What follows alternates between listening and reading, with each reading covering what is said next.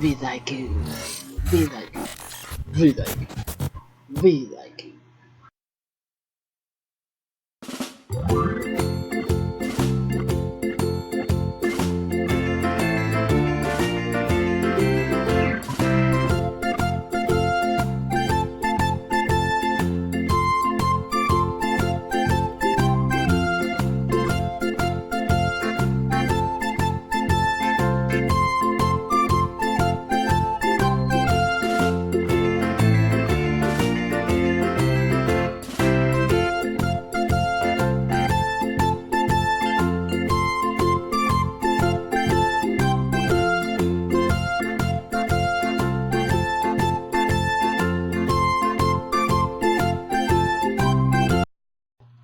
Hayaan niyo pong ibahagi ko sa inyo ang isa na namang magandang application na magagamit po natin sa ating pag-vlog or sa pag-maintain ng ating channel sa YouTube. Ito po ay ang vidIQ, gaya ng nakikita ninyo sa inyong mga screen. At dyan po ay inisa-isa ang pero share ko po sa inyo ang pangunahing nagustuhan ko dito sa vidIQ. Tayo po ay pumunta sa aking channel. Dito po sa comment section, kasi once na ma-install mo na ang vidIQ, meron yan lalabas icon. At pag pinindot mo yung home, at dyan sa YouTube channel na yan, monitor mo na ang iyong channel. Makita yung number sa taas, kung gaano nakatagal o karami ang oras na iyong binubuno, ilan ang nanonood sa iyo sa loob ng isang oras, pati yung umaakyat na bilang ng iyong subscribers. Pero gaya nga ng sabi ko sa inyo, ang isang maganda na masasabi ko at ay nakatutulong po ito para sa madali kong pag-respond sa kanila. So, comments.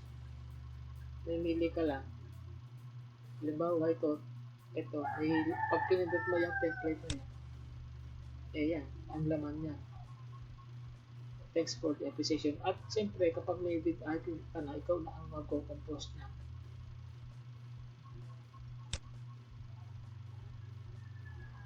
Nandun agad.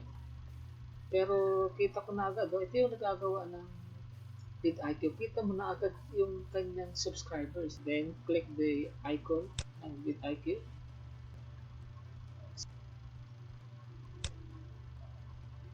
Sa loob niyan, ng praise God na template, yun ang nakalagay. Puro yung pang-mention ko. So, pag kinilik mo yun, automatic nasusulat na, diba? So, click mo na lang yung reply. Presto, kapag comment ka na. Diba ba? Ngayon, paano po ba ang paggawa noong message template mo? I-click mo po yan, pag lalabas yung comment template, sa umpisa kung wala ka pa na nagagawa, kiklik mo lang yung new. Click mo yung new, malagay mo ng pamagat. Kunwari, ang pamagat na naisip ko ay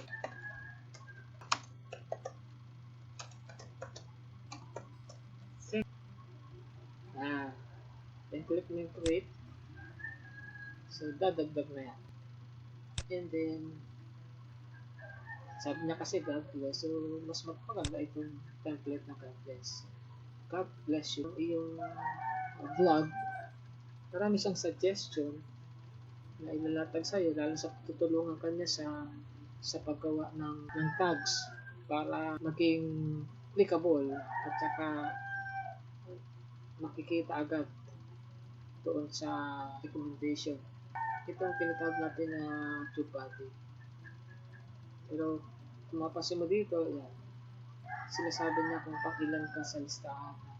Pag click yan, pang 46, ito malayo na yun. Kaya pwede ka rin niyang tulungan na gumawa. Yan, meron siya. Yan, ito yung sa baba. Nagkakaroon ng conflict kung meron kang tube body and then meron kang vidIQ. Kasi bagamat meron silang magkaparehong pictures, kanilang pamaraan o yung degree ng ganda, so may pag-vary din. Pero kahit ikaw ay nag-install ng vidIQ na yung free, marami pa rin siya na maitutulong sa'yo for free. Kaya niyan to, pwede mo itong idagdag doon sa saving. Pero isa pang maganda dito sa ating vidIQ ay kapag pumunta ka sa channel, binibigay niya impormasyon tungkol sa channel na sa iyong o kung alimang video ang buksan mo, yung mga pertinent information nandyan. Mga po ay nagustuhan ninyo ang maikling presentation na ito para sa vidIQ. At guys, I assure you, hindi man malaking maitulong, at least ay may tulong sa iyo ang vidIQ sa immediate information na kailangan mo as a vlogger in maintaining your or even observing or monitoring your channel.